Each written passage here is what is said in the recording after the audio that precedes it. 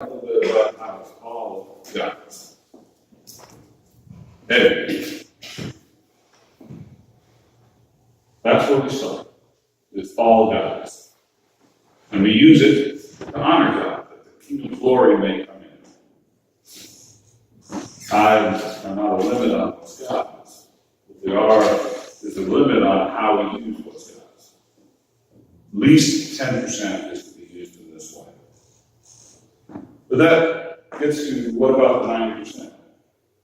How do you use that other 90% to reflect God's priorities? And I think we need to first make clear and see what God's priorities are.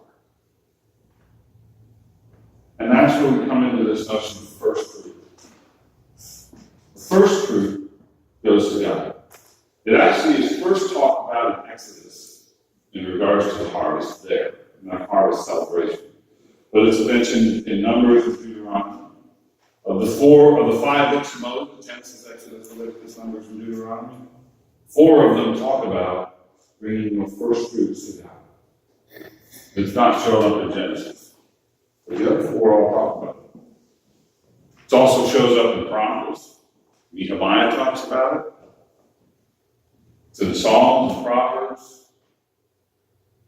We find it in Jeremiah and Ezekiel and other places, even in the New Testament.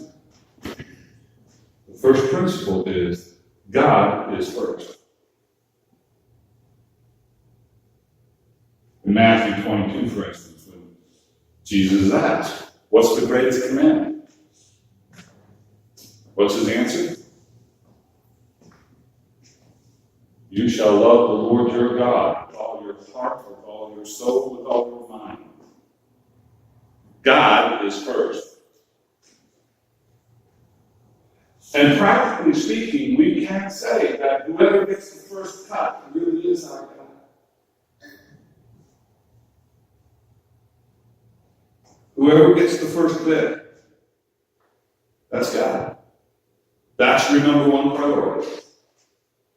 If my number one priority is the stuff I buy for myself and the bills that come in to cover it, whether it be my electricity or my mortgage or my car or my groceries or my toys, my cable bill, if that's my number one priority, then practically speaking, I'm not my God.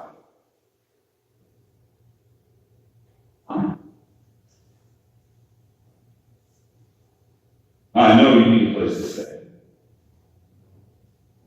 But God is first. I know we need food to eat. But God is first. That priority is absolute. And look what it says here. You must not eat any bread or roasted or new grain until the very day you bring this offering to your God. He's talking about the new harvest. But when you harvest, you don't get any of that harvest until God gets his.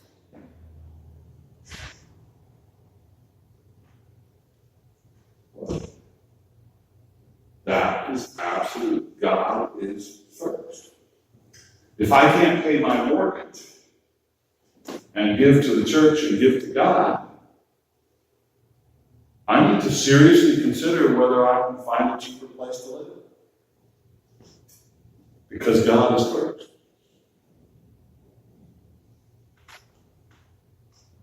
If I can't pay for the groceries and the food that I'm eating, I need to seriously look at how I can get cheaper food.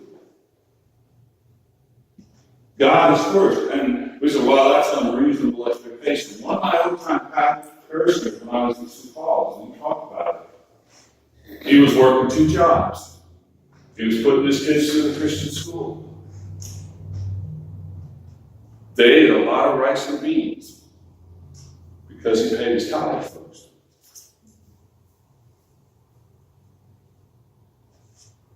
And his kids say, yeah, we ate a lot of rice and beans growing up.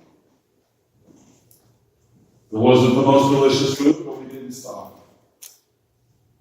God is first. A friend of mine at my church in North Dakota He was in a situation where he genuinely did not have money.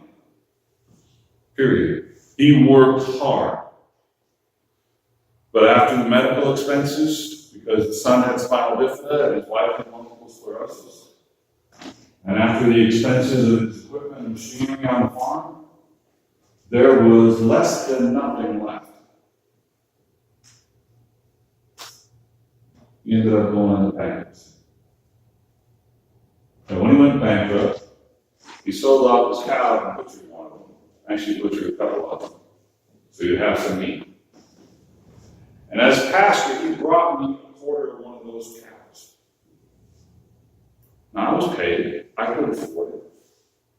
I had plenty of food. But what he told me is, for the last 5 years, Pastor, I haven't had anything to give to God. This is the first time I've actually had something I can give to God. I've got to do this. God is first. I mean, here's a guy in bankruptcy, and the only way he can give to God is bring to the pastor a quarter of a cow that he had to butcher because he had to sell off his herd. You talk about a humbling experience as a pastor. It was good beef. I couldn't not take it. On behalf of God, I had to. Because this was how he was saying, even in his destitution, God is first. Wow. That priority is absolute. If you can't give to God because your cable bill is too high, you can cut out your cable.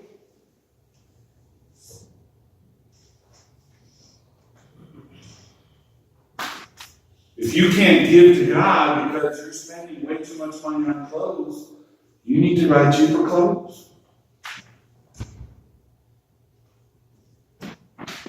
There is no shame in getting your clothes from Goodwill. There is shame in saying I'm more important than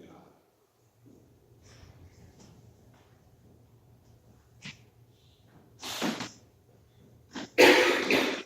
We say it, God first, others second, me last, but practically the decisions we make are too often me first, God and other people would have left. And the concept of first fruits and how you use the funds entrusted to you says no. And this has got to come into play in the practical day-to-day decisions we make. People get upset sometimes, and when I do marital counseling, a lot of times couples are fighting over how to spend money. And they say to themselves, we're just fighting about money. No, we're not. How you use that money and the decisions you make reflect real priorities. What's important to one person and what's important to the other person. You're not fighting about money.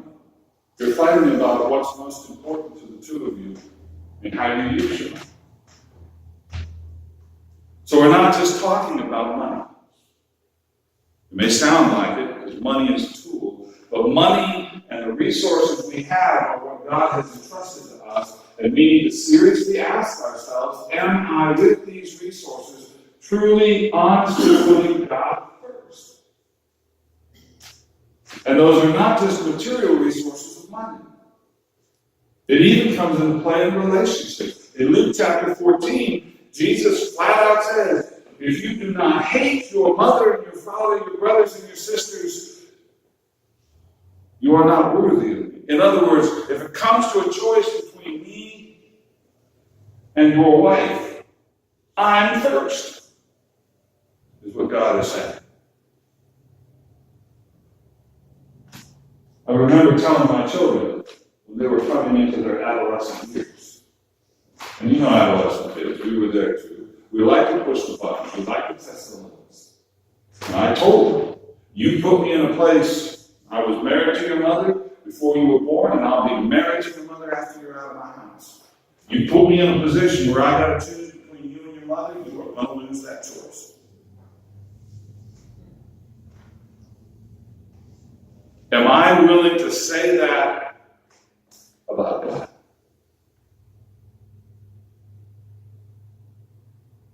You put me in a position where I have to choose between you and God, you're going to lose that choice. Am I really prepared to say that to the core of my being? And I look at the history of the church, and there are martyrs, very recent martyrs, who have had to face that terrible, horrible choice. You read some of the things that have been done, Saddam Hussein did to his people. You have to watch. They stand there and they hold your eyes open and force you to watch while a family member is being raped and say, all you have to do is renounce Jesus. And it'll stop. That has happened. And the martyrs of the church have faced that horrible choice. And I pray, dear God, don't ever put me in that position. Because when it comes down to it, I don't know what I will do. But according to the Bible, that's how absolute the priority of God and Jesus is supposed to be.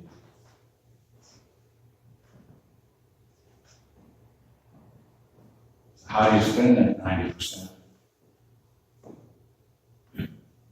Is God first?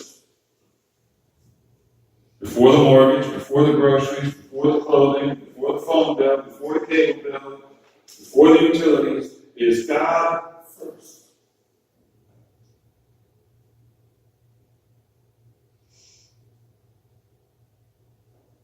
How does our spending reflect that priority? And what's the second commandment? First commandment, love the Lord your God with all your heart, soul, and mind. The second, like it? Love your neighbor as yourself. And it's interesting that in this passage, it talks about first fruits. You have first fruits this and the wave offering and all of that. And then afterwards, you have the Feast of Trumpets. And tucked in there is just one little verse. But when you reap the harvest of your land, don't reap to the very edges of your field or gather the gleanings of your harvest. Leave them to the poor and the alien. I am the Lord your God. There's your second priority. How do I love my neighbor? And there's an interesting thing about this particular phrasing and how it's done, the concept of leading the sheaves to the field. I don't know how many here are still farm connected with farming or remember being on the farm. Few of you get further and further away from that. But when you got harvested, you got it all in. You just did. I mean, you needed that. You're not leaving corn standing out in the field. You're not leaving the grain out there. You're bringing in it all. That's your income. And you're going to do it. You're running a business, and you need to get that profit. So you get that in and you sell. And yet, the Bible tells us in how we glean, how we harvest our fields, how we collect the resources that we get to be intentionally inefficient. Don't harvest to the edge of the field. Leave something there for the poor and for the alien. Don't be so efficient that there's nothing there.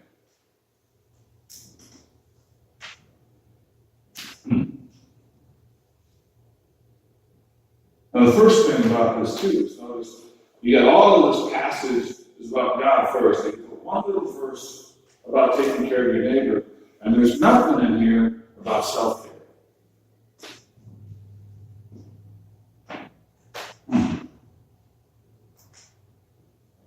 Because God assumes that you're going to take care of yourself. God knows that we are basically self-centered people. We don't need any encouragement to take care of ourselves.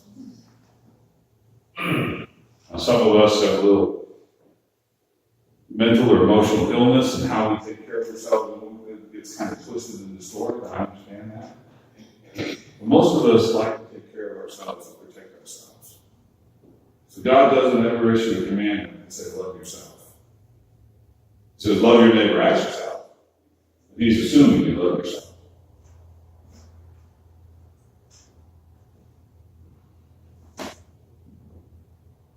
Now, don't be so efficient that there's nothing left for the next person. I think it's next week we'll be reading and reflecting on the book of Ruth and the story. But that story is about how this plays out, what that means for leaving food in there for poor people and for aliens to gather. And notice how what it does.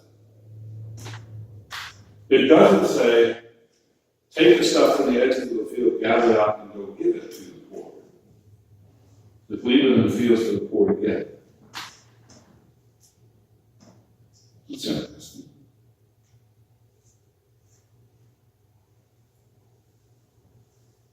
How many of you have a hard time taking a gift? I mean, you can take the present at Christmas or on your birthday. But if you're in the store and somebody says, oh, let me get that, you feel a little embarrassed. Okay? I can pay for it, I can cover it. I'm not. You notice the pride and dignity that gets involved. In creating, by being intentionally inefficient, we are to be intentionally inefficient in order to create an opportunity for those who are poor and those who are foreign, so that they also can protect their dignity and say, yes, I will.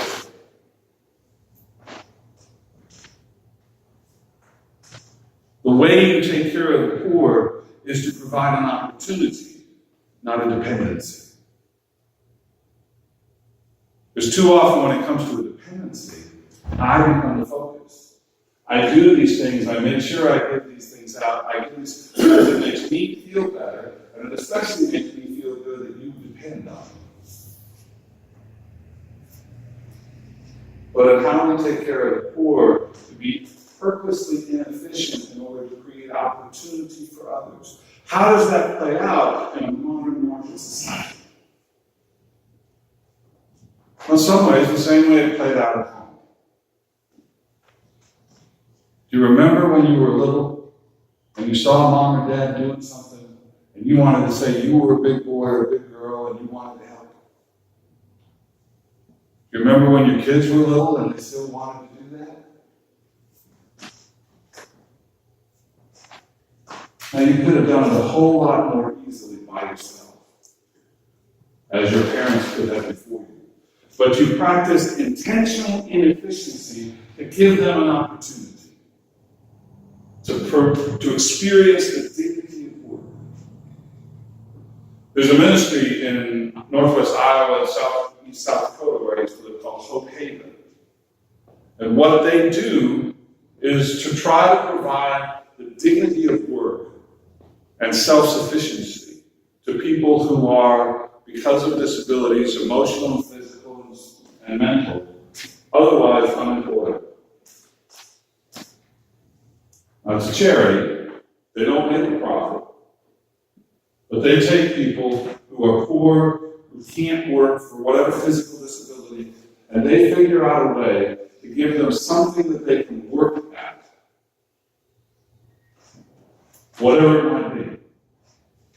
And one of their biggest ministries is they work at refurbishing wheelchairs to be able to ship overseas to where wheelchairs are harder to come. Ship thousands of wheelchairs to Southeast Asia and to Central America. The other people that they employ at Hope Haven are convicts. People that society has given up on, so we don't even trust you working, we're going to stick them in a cage somewhere and forget about it. Hope Haven says, we're going to take a chance on them. We're going to practice inefficiency to give you a job. I could scoop my own snow off the sidewalk instead. But if some young man comes by or young lady and wants to shovel my sidewalk, I'll pay him to do it instead. Not because I can't do it, but it gives them something productive and constructive to do. The way to earn some money. I can't tip these $10,000 tips that show up in the news. But wait staff work hard. I'll tip as generously as I can. I will be on purpose inefficient to take some way to provide for those who are less fortunate, to give opportunity. That'll be about 40 years ago. Ed Kingman owns a produce store in Grand Rapids, Michigan. Took a chance on a young man, a teenager who was looking for a job. I will accept some inefficiency in my business to give this teenager a shot. And there are about 20 of us, all of us high school students, who work for him. Some intentional inefficiency to give these youngsters a shot. How can we provide these kinds of opportunities in our daily work? It's easy to just handicap 21. It's hard to come up with a way, well, I'm not just going to give you $20, but if you come to this address, I'll put out the mower, you can mow my lawn, and I'll give you $20 or $40.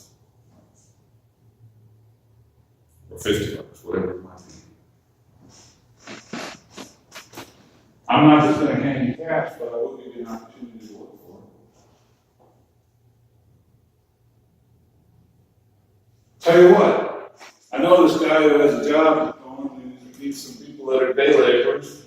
I'm not going to give you money standing around the corner, but I will give you a ride to this guy's construction site if you're willing to work for him.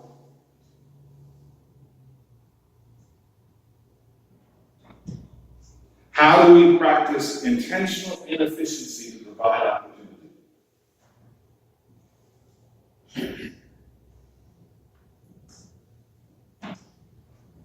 Because it's not just about giving them food. It's not just about giving them clothes. And where there is an immediate need, there's nothing wrong with doing that. But long term, we need to be caring about the whole person. To not just give them food and clothing and shelter, but to love that person. Because I don't want just food and clothing and shelter. I want to feel like my life matters. And how does it matter? In the relationships that I have with my family and the work that I do. Oh, there's something to this. So don't be so efficient that you can't provide those kinds of opportunities for relationship and work with those who are less fortunate. So what are the priorities for how you use the 90%? Well, summed up right there in Matthew chapter 22, verse 38 and following. How do I, with the resources God has entrusted to me, in practical, day-to-day terms, love the Lord my God with all my heart, strength, soul, and mind? How do I love my neighbor as myself? I don't have firm, solid answers for you in most situations. But those are God's priorities. Amen.